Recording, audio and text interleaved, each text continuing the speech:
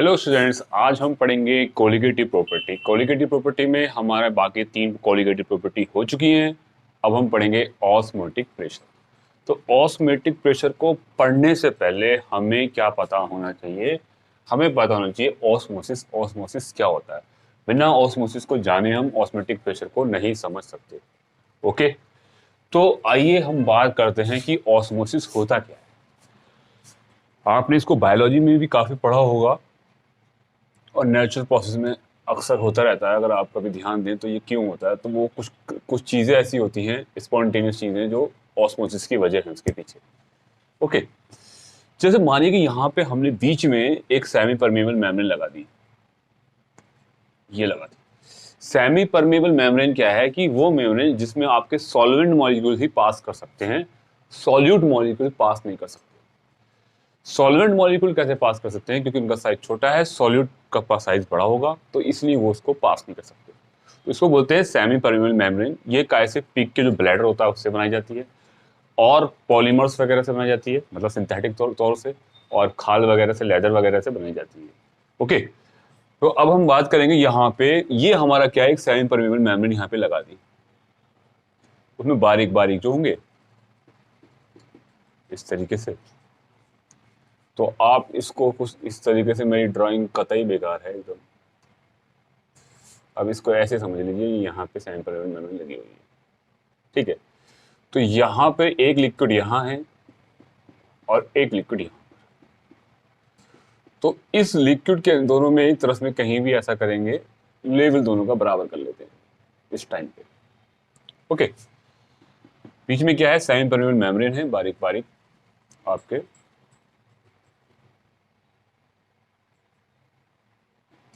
चलिए ऐसे कर लेते हैं, बारीक बारीक जो है, ये आपका लेवल यहाँ तक है लिक्विड का। ऐसे जो यहाँ सॉल्वेंट मॉलिक्यूल्स पास कर सकते हैं, ये सेमी परमेबल मेम्ब्रेन है। पार्चमेंट पेपर से भी बनाई जाती है, ठीक है।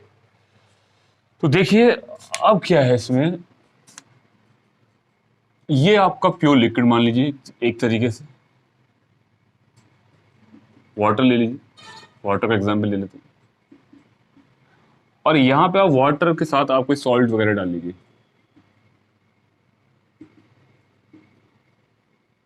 तो यहाँ पे कंसंट्रेशन 0 है, यहाँ पे कंसंट्रेशन क्या ज्यादा है, तो इसको हम बोलेंगे लोअर कंसंट्रेशन। ये लोअर कंसंट्रेशन रीजन है। कौन सा रीजन है ये? लोअर कंसंट्रेशन वाला, लोअर कंसंट्रेशन। ये हायर कंसंट्रेशन,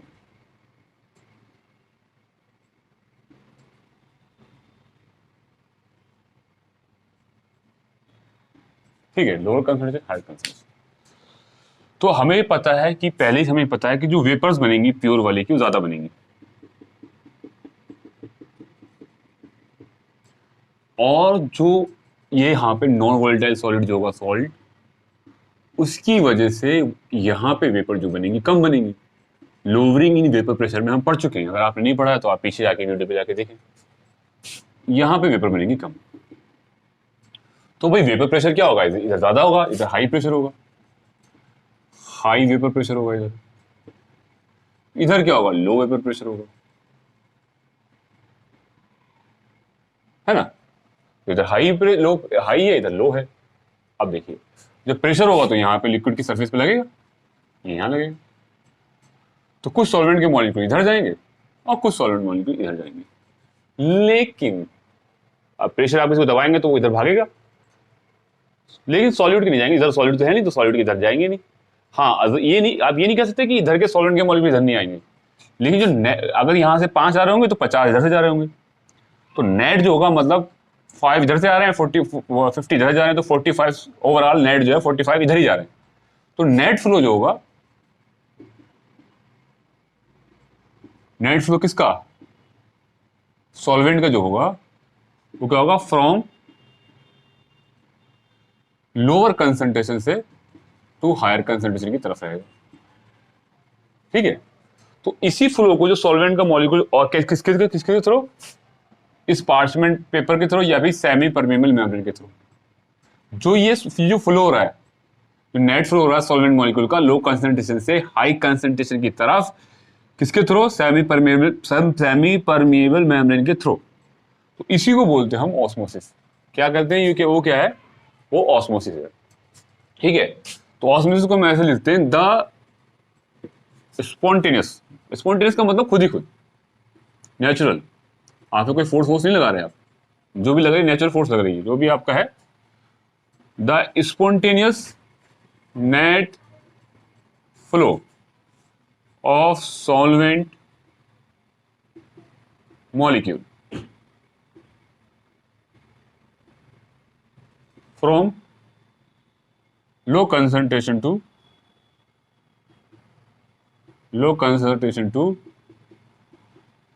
high concentration, इसकी सॉल्यूट की हाई कंसंट्रेशन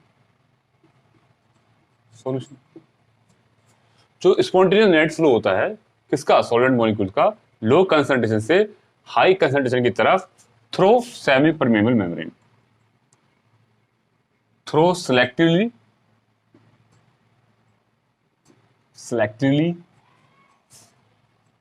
semi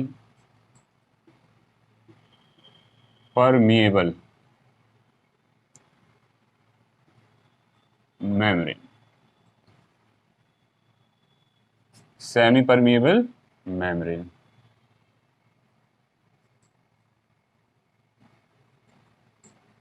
ठीक है, तो इसको बोलते हैं ऑस्मोसिस। तो मुझे लगता है ऑस्मोसिस समझ में आ गया होगा आपको।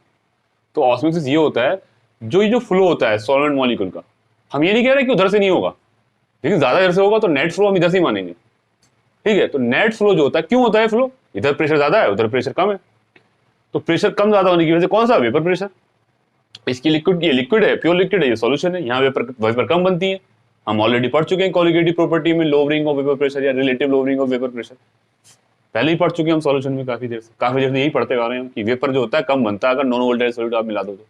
यहाँ वेपर कम बनेगी, यहाँ ज्यादा बनेगी, यहाँ पे लगेगा इस पे तो उधर भागेगा। तो भागने के लिए रास्ता होना चाहिए, रास्ता है, यहाँ पे छेद है, बारीक बारीक पोर्ट्स हैं, यहाँ से निकलेगा, इसको बोलते हैं सेमी परमेबल मेम्ब्रेन। और यहाँ से जाएगा तो, लेकिन थोड़े से ये नहीं कि इधर के भी आएंगे, लेकिन नेट फ्लो जो होगा वो इधर ही होगा, लो कंसंट्रेशन से हाई कंसंट्रेशन। लेकिन अगर आप कहें कि किस सॉल्यूशन का वेपर प्रेशर ज्यादा होगा, इसका कम होगा, तो आप कह सकते हो उस सॉल्यूशन की तरफ से फ्लो होता है जिस सॉल्यूशन का वेपर प्रेशर क्या होता है? हाई। तो वेपर प्रेशर के रेस्पेक्ट में कहेंगे तो high vapour pressure to low vapour pressure. लेकिन आपको ज्यादातर मैक्सिमम ये पूछता है, ज्यादातर आपको लो कंसंट्रेशन के रेस्पेक्ट में पूछता है। ठीक है, ऐसे। तो ये हमारा था ऑस्मोसिस। ओके स्टूडेंट्स,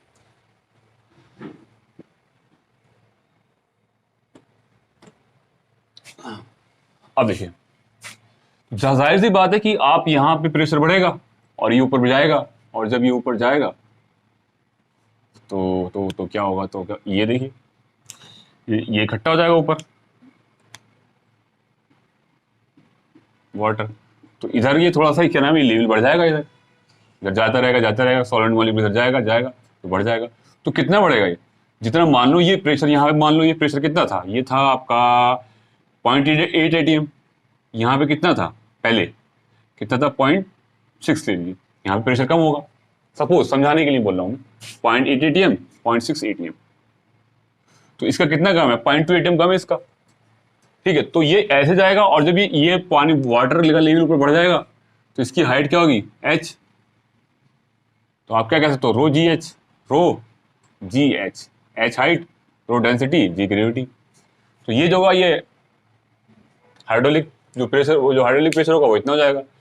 तो जो इस, अब क्या हुआ, ये इधर जाने से क्या हुआ? इधर फ्लो होता रहेगा, जब यहाँ तक फ्लो हो जाएगा तो अब रुक जाएगा, अब नेट फ्लो नहीं होगा, अब स्टॉप हो जाएगा, अब इक्विलिब्रियम में आ जाएगा ना। अब नेट मतलब ये नहीं कि आप इधर से इधर जा रहा, एक मॉलिक्यूल इधर जा रहा तो एक मॉलिक्यूल इधर जाएगा, यहाँ इक्विलिब्रियम सेटअप हो जाएगा।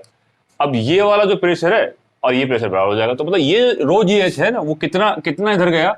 अब इसकी हाइट जो है, इतनी हाइट इस पर प्रेशर लगाएगी, ये फालतू हाइट है इतनी, यहाँ से इतनी हाइट फालतू है, ये हाइट फालतू की, इसकी फालतू है किसकी? ये वाले इधर वाले की इतनी। और ये वाटर की वेट लगेगा, ठीक है, जो इसकी डेंसिटी ज़्यादा होगी तो ज़्यादा लगेगा, है ना, डेंसिटी पे डिपेंड करता है। तो ग्रेविटी तो सेम रहती है, और हाइट, जितनी हाइट जाएगी इतना रहेगा। तो इतनी हाइट पे जो प्रेशर लगेगा रो जी एच, तो ये जो लगेगा वो 0.2 atm के बराबर है। कौन? ये वाला। तो कितना हो गया 0.8 एटीएम। ये मैंने डाटा आपको वैसे ही सपोज करने के लिए लिया है कि अगर ये, तो अगर आपको 0.8 एटीएम इधर हो गया, अब 0.8 एटीएम इधर हो गया, तो ये वाला प्रेशर जो हो गया वो कितना है 0.2 एटीएम है।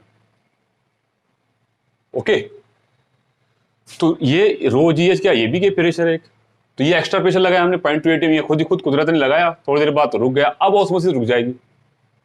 तो ये क्या हुआ 0.2 एटीएम क्या है, ये जो प्रेशर लगाया गया, ये प्रेशर अगर आप बिना ऐसे इस प्रोसेस से पहले, इस ऑस्मोसिस को पहले रोक दो, ये जो स्पॉन्टेनियस प्रोसेस है इसको पहले ही रोक दो, तो इसे रोकने के लिए हमें क्या करना पड़ेगा, जब 0.6 एटीएम है इसका, तो इसके बराबर 0.2 एटीएम का एक्सटर्नल प्रेशर एक्स्ट्रा लगा दो। वेपर्स का कितना है 0.6 एटीएम, इधर कितना 0.8, तो 0.2 एटीएम एक्स्ट्रा अगर आप प्रेशर लगा दोगे तो ये इधर सॉल्वेंट मॉलिक्यूल का फ्लो इधर होगा ही नहीं, और जब सॉल्वेंट मॉलिक्यूल का इधर फ्लो नहीं होगा तो क्या होगा, जब सॉल्वेंट मॉलिक्यूल का फ्लो इधर नहीं होगा किस तरफ, इस तरफ, तो ऑस्मोसिस रुक जाएगी। तो ऑस्मोसिस को रोकने के लिए जो एक्सटर्नल प्रेशर लगाते हैं हम, कितना लगाने की जरूरत पड़ी यहाँ पे 0.2 एटीएम की, वही क्या होता है हमारा ऑस्मोटिक प्रेशर होता है पाई। ठीक है, तो ऑस्मोटिक प्रेशर क्या होगा आप समझ तो ही गए होंगे आपको, तो क्या कौन सा प्रेशर है, ये वाला है, ये कौन सा प्रेशर है, एक्सटर्नल प्रेशर है। ठीक है, द एक्सटर्नल प्रेशर, आप ऐसे कह सकते हो osmotic pressure is defined as the external pressure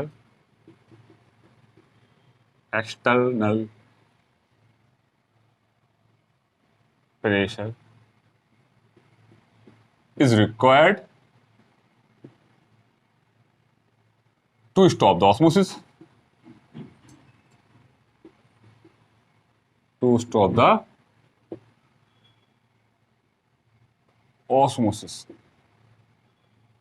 ठीक है, तो ऑस्मोटिक प्रेशर वो प्रेशर है, कौन सा प्रेशर है, जो एक्सटर्नल प्रेशर अप्लाई करते हैं, ये रिक्वायर्ड है काहे के लिए, टू स्टॉप द ऑस्मोसिस को रोकने के लिए। ठीक है, तो ये जो एक्सटर्नल प्रेशर लगाया हमने 0.2 एटीएम का क्या है, ये ऑस्मोटिक प्रेशर है। इट इज डिनोटेड बाय पाई।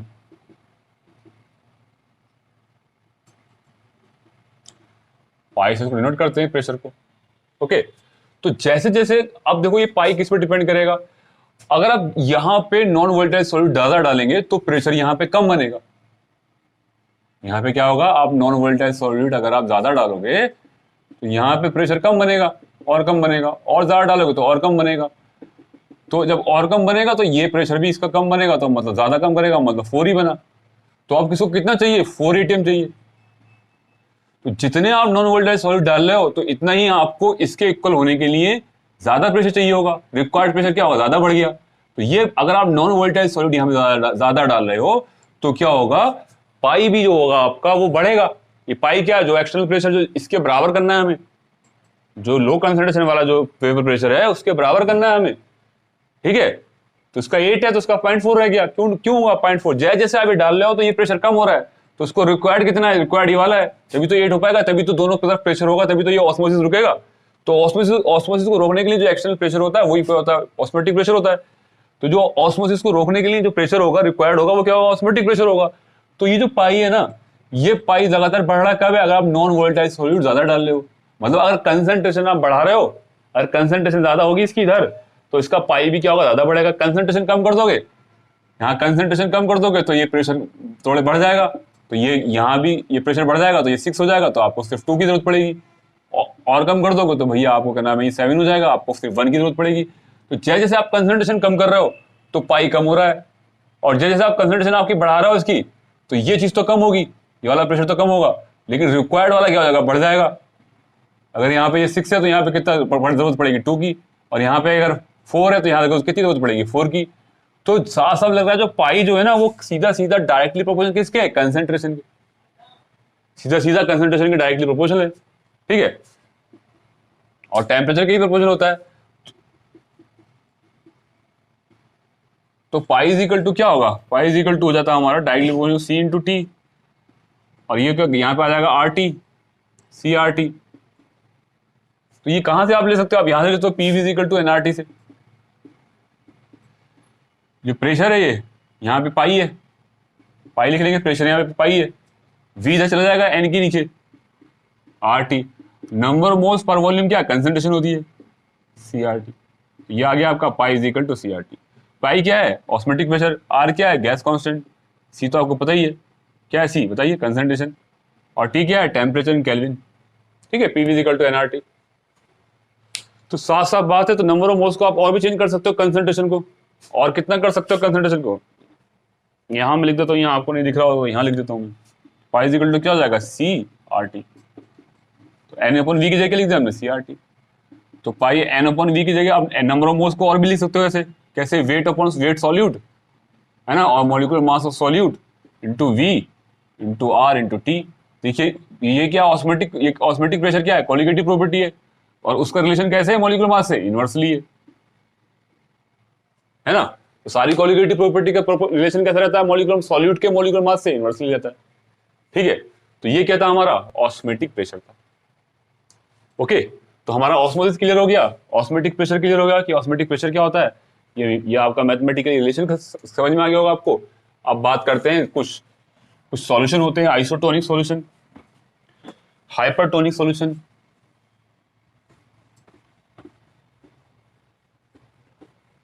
और हाइपोटोनिक।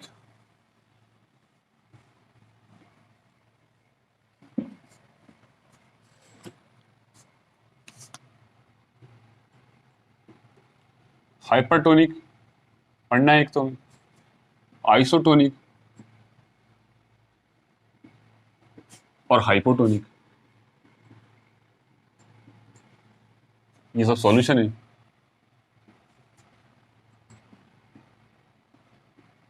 देखिए, जब कोई दो सॉल्यूशन और दो सॉल्यूशन है, सॉल्यूशन वन सॉल्यूशन टू, अगर उनका ऑस्मोटिक प्रेशर बराबर है, तो जो सॉल्यूशन वन है उसका ऑस्मोटिक प्रेशर पाई वन है और दूसरे का पाई टू है ना। तो क्या होगा? उसको बोलेंगे दोनों सॉल्यूशन कैसे? आइसोटोनिक है। तो अगर दो सॉल्यूशन है, अगर उस सॉल्यूशन का जो आपका ये ऑस्मोटिक प्रेशर अगर कम होगा तो वो हाइपोटोनिक होगा, और जिसका अगर ज्यादा है, मान लो ये क्या है, इसका ज्यादा है, इसका इस वाले का ज्यादा है, तो वो हाइपोटोनिक सॉल्यूशन होगा। तो सॉल्यूशन कौन है? दो हैं, एक सॉल्यूशन ये है, एक सॉल्यूशन ये है। इसके बीच में एक सेमी परमेबल मेम्ब्रेन लगाते हैं समझाने के लिए आपको, है ना। एक सेमी परमेबल मेम्ब्रेन लगा दी, तो यहाँ पे दो सॉल्यूशन है। जो ज्यादा कंसंट्रेशन वाला होगा, दोनों सॉल्यूशन ले लेते हैं, प्योर नहीं लेते इस बार, इसमें ज्यादा थोड़ी कंसंट्रेशन ज्यादा बढ़ा देते हैं। तो बताओ कि वेपर प्रेशर किसका कम होगा, किसका ज्यादा होगा? वेपर प्रेशर इसका कम होगा और इसका वेपर प्रेशर ज्यादा होगा।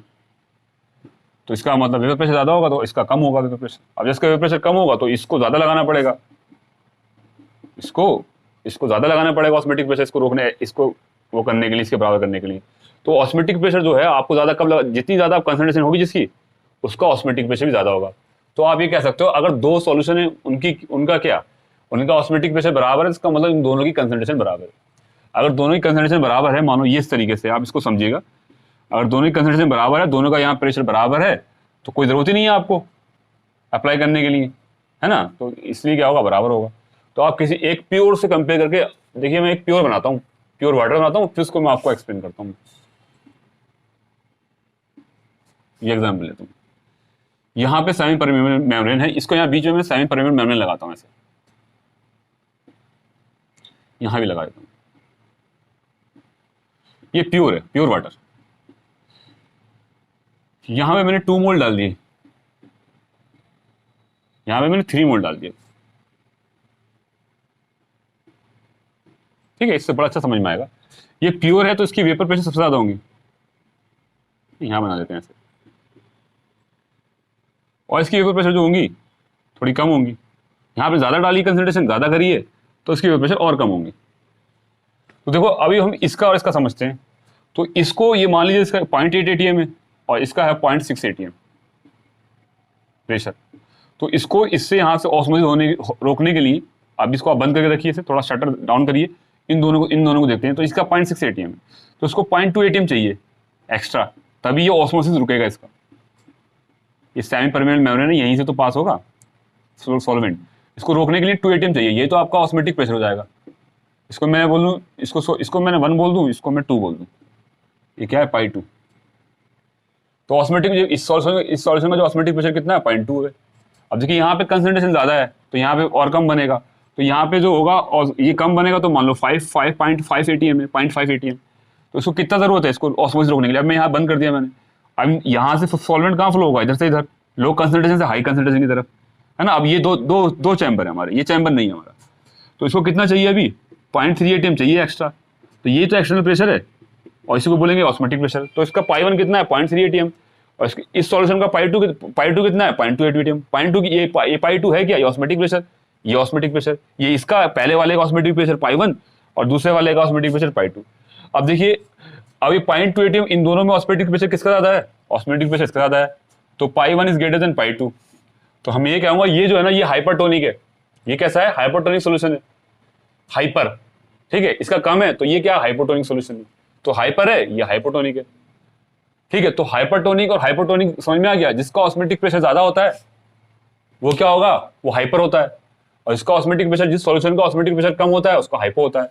अब देखो कंसंट्रेशन किसकी ज्यादा है, इसकी, जिसकी कंसंट्रेशन ज्यादा है उसी का ऑस्मोटिक प्रेशर ज्यादा है। तो कंसंट्रेशन की कोई बात करें तो C1 is greater than C2 होगा। अगर पाई 1 ये आपका पाई 1 इज ग्रेटर देन पाई 2 है ऑस्मोटिक प्रेशर, जो पहले वाले का जो है दूसरे वाले से ज्यादा है, दो सॉल्यूशन है, एक सॉल्यूशन ये एक सॉल्यूशन ये, तो उन दोनों सॉल्यूशन में इसका ज्यादा, तो कंसंट्रेशन भी इसकी ज्यादा होगी। जिसकी कंसंट्रेशन ज्यादा होती है वो क्या होता है, उसका पाई भी ज्यादा होता है। तो हम ये पढ़े भी हैं, पाई डायरेक्टली प्रोपोर्शनल टू कंसंट्रेशन, ठीक है। अब बात करते हैं आइसोटोनिक की। अगर मान लीजिए यहाँ पे मैंने थोड़े से और पार्टिकल डाल दिए, अब इसका भी कितना हो गया, और ये वेपर प्रेशर कम हो जाएगा थोड़ा, तो वेपर प्रेशर कम हो जाएगा। तो बोल दिया मैंने 5.5 atm, तो उसको कितना चाहिए, 3 atm चाहिए ये वाले 0.8 atm को बराबर करने के लिए। तो नियर अबाउट सी कंसंट्रेशन और सी कंसंट्रेशन बराबर सी हो गई होंगी, ठीक है। तो इसका मतलब यहाँ पे ये क्या एक्स्ट्रा कितना लगा है, 0.3, इसमें भी 0.3। तो अब ये 1 और 2 क्या है, दोनों में क्या 0.3 लग रहा है। तो इसका कहने का मतलब पाई 1 इज इक्वल टू पाई 2। तो दोनों सॉल्यूशन कैसे हैं, आइसोटोनिक सॉल्यूशन है। तो ये एग्जांपल किसका, आइसोटोनिक सॉल्यूशन का। तो वो हाइपरटोनिक थे पहले, हाइपोटोनिक और हाइपोटोनिक, और ये आइसोटोनिक है इस तरीके से, ओके। अगर आप इसकी उसकी बात करें आपस में, इन दोनों की बात करें, ठीक है, तो ये तो प्योर का है।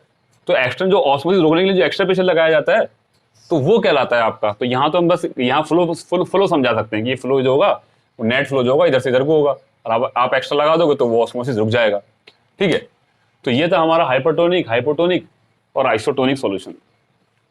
तो जिस सॉल्यूशन का भैया ज्यादा होता है ऑस्मोटिक प्रेशर वो होता है हाइपर, जिसका कम होता है उसको होता है हाइपो, और जिसके दो सॉल्यूशन के बराबर होते हैं, दो सॉल्यूशन लिए, वो क्या होगा आपका आइसोटोनिक। तो जिसका ऑस्मोटिक प्रेशर ज्यादा उसकी कंसंट्रेशन ज्यादा होती है। नंबर ऑफ पार्टिकल पर डिपेंड करती है, ये नहीं कि आप कह रहे हैं ग्लूकोज का है उसमें सुक्रोज का है, नेचर पर डिपेंड नहीं करती, नंबर ऑफ पार्टिकल की बात करती है। कोई दोनों सॉल्यूशन है, चाहे एक चीनी का हो और चाहे एक नमक का हो, नंबर ऑफ पार्टिकल बराबर होनी चाहिए, तो कंसंट्रेशन बराबर होगी।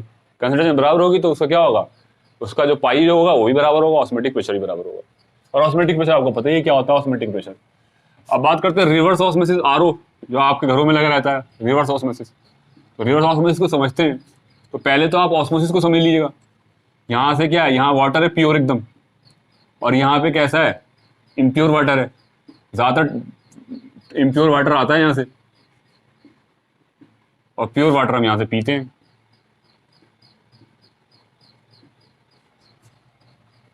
ठीक है, इस तरीके अगर RO को समझें तो RO में तो और भी लगा होता है, UV वगैरह लगी रहती है। सिर्फ हम RO की बात करते हैं, RO में एक जो RO लगा रहता है ना, एक RO के अलावा उस RO के अंदर UV वगैरह और भी लगा रहता है।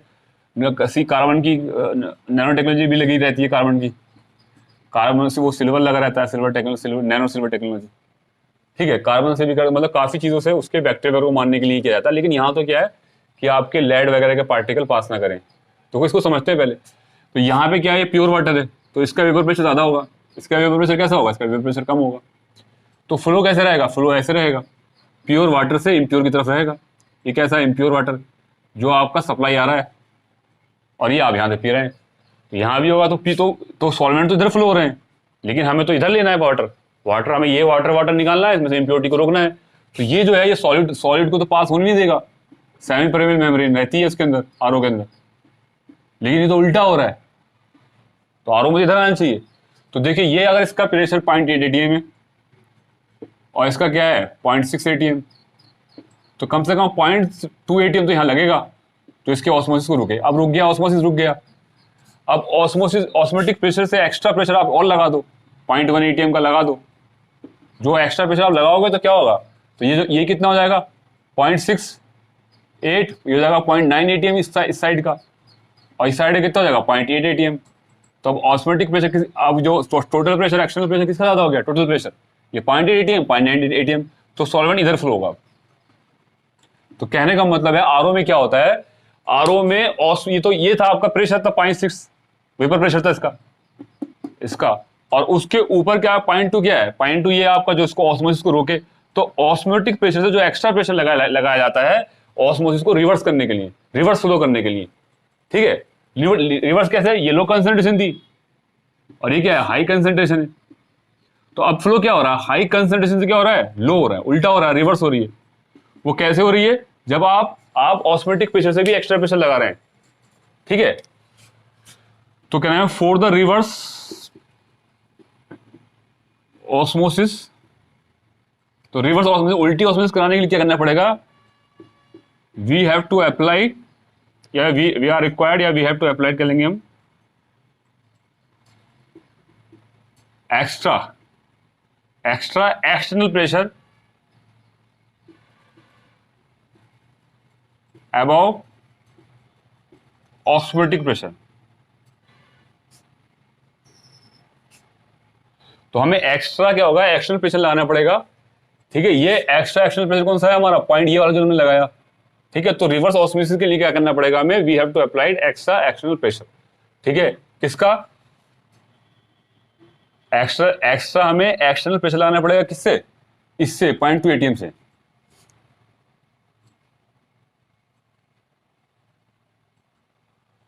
तो हम ये इसको ऐसे कह सकते हैं, एक्स्ट्रा एक्सटर्नल प्रेशर लगाएगा फॉर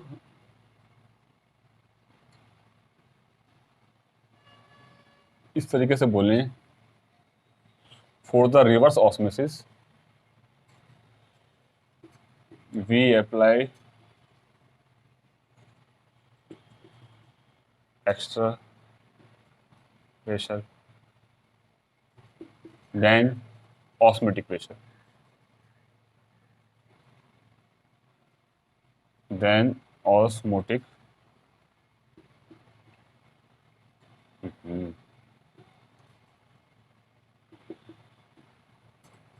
तो हमें एक्स्ट्रा प्रेशर लगाना पड़ता है ऑस्मोटिक प्रेशर से ज्यादा, we apply extra pressure more than, यहां बढ़िया रहेगा मोर देन। अगर हम ऑस्मोटिक प्रेशर से ज्यादा प्रेशर लगाएंगे तो ऑस्मोटिक प्रेशर पे क्या होगा, ऑस्मोसिस रुक जाएगी, लेकिन और ऑस्मोटिक प्रेशर से ज्यादा प्रेशर लगाएंगे तो क्या हो जाएगा, ऑस्मोसिस क्या हो जाएगी, रिवर्स हो जाएगी, ठीक है। तो वही क्या होती है, जो रिवर्स ऑस्मोसिस जो होती है वो क्या होगी, वो फ्लो कैसे होगी, the solvent, the net flow of solvent, net flow होगा सॉल्वेंट का, वो क्या होगा, from high concentration to low concentration, non spontaneously. Non spontaneous क्यों क्यों क्यों बोल रहा हूं मैं यहां पे,